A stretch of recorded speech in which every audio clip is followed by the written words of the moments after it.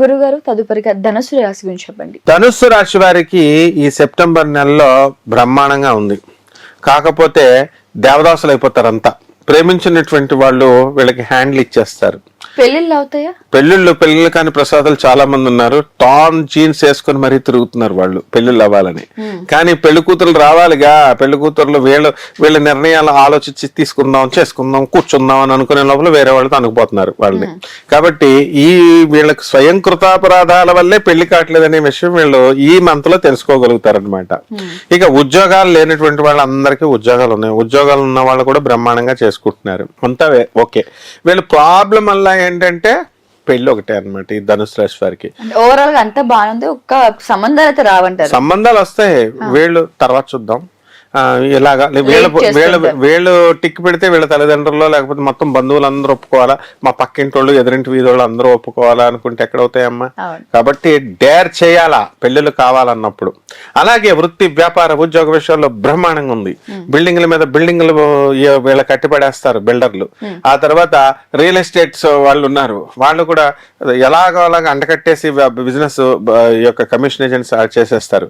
Media వాళ్ళు ఉన్నారు, media రంగంలో దూసుకొని వెళ్ళిపోతారు. సినిమా వాళ్ళు ఉన్నారు, సినిమా హీరోలు హీరోయిన్లు మంచి పేరు ప్రతిష్టలు తెచ్చుకుంటారు. శత్రువులు మిత్రులు అయిపోతారు. ఈ ధనుసు రాశి వాళ్ళు నవ్వుతే గాంధీ తాత నవ్వినట్టు ఉంటుంది అనమాట. అంటే పళ్ళు ఉండవు అనమాట. అందువల్ల పెద్దలంటే వినయం. వీళ్ళకి ఎవరు పెద్దోళ్ళు కనబడినా, తెల్ల జుట్టు వాళ్ళు కనబడినా, లేకపోతే ఈ యొక్క సాధువు డ్రెస్సులు వాళ్ళు ఉంటే వంగి నమస్కారాలే ధనుసు రాశి అంటే అంత వినయ విధేయతలు అనమాట. కాబట్టి వీళ్ళు ఎవరికి ఉంటారు? రాజకీయ నాయకులు కూడా మన ధనుసు రాశి, మన జగన్ గారు ఉన్నారు. మరి పాప ఆయన దెబ్బతిన్నారు కదా. అంటే వీళ్ళకి రాజకీయం చేయడం చేత కాదు. అది రాజకీయం అంటే ఏంటి? రాజకీయ నాయకుడు లాగా ఉండాలా. కాబట్టి వీళ్ళకి పోస్టులు వచ్చేస్తాయి, అందులో ప్రాబ్లం లేదనమాట.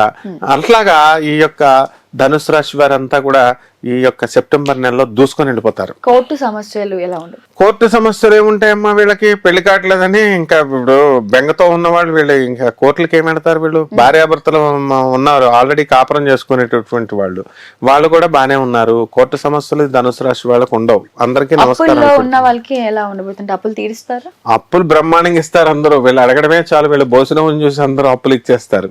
కాబట్టి తీర్చడం అనే దాంట్లో నెంబర్ 1 వీళ్ళు నెంబర్ గా తీర్చేస్తారు అందరూ. భర్తల మధ్య సన్నిహితం, అలాగే పిల్లల చదువులు ఎలా ఉండబోతున్నాయి? పెళ్లిళ్ళు అయినటువంటి వాళ్ళు భార్యాభర్తల మధ్య సాన్నిహిత్యం ఉంటుంది. వీళ్ళకి ధనుసు రాశి వాళ్ళ కోపం ఎక్కువగా ఉంటుంది. వినయ విధేయతలు ఉంటాయి కానీ కనబడని కోపం.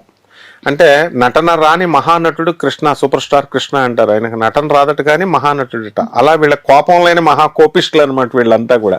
కాబట్టి కనబడదు. కాబట్టి ఈ ధనుసు రాశి వీళ్ళు అన్ని రంగాలలో కూడా ఈ నెలలో వీళ్ళు దూసుకెళ్ళిపోవడం జరుగుతుంది. సో కొద్దిపాటి ఉన్న లోపాలకి తీసుకోవాల్సిన పరిహారాలు ఏమిటి? కొద్దిపాటి లోపాలు ఏమిటి? పెళ్లి కాకపోవడమే వీళ్ళ లోపం. కాబట్టి మెయిన్ గా వీళ్ళు సుబ్రహ్మణ్యేశ్వర స్వామిని కాంట్రాక్ట్ తీసుకోవాలా. నెల నవగ్రహాల చుట్టూ తిరగడము, సుబ్రహ్మణ్యేశ్వర స్వామి మంగళవారం నాడు అభిషేకము ఉక్కిరి బిక్కిరి చేసేయాలి సుబ్రహ్మణ్యేశ్వర స్వామిని వీళ్ళకి అమ్మాయిని ఇచ్చేదాకా.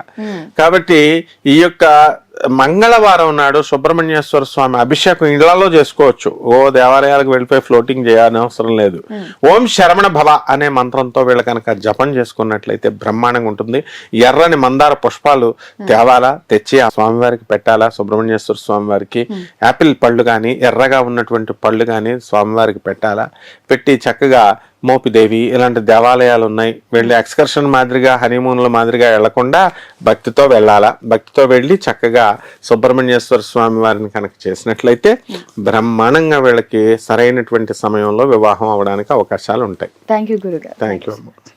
ఇప్పుడు ఆపరేషన్ లేకుండానే మోకాళ్లకు ప్లాస్మా ట్రీట్మెంట్. మీ ఆర్థోపెడిక్ సమస్యలన్నిటికీ రోబోటిక్ టెక్నాలజీ ద్వారా తక్కువ ఖర్చుతో శాశ్వత పరిష్కారం. Free consultation. ప్రతి ట్రీట్మెంట్ పై 20% డిస్కౌంట్.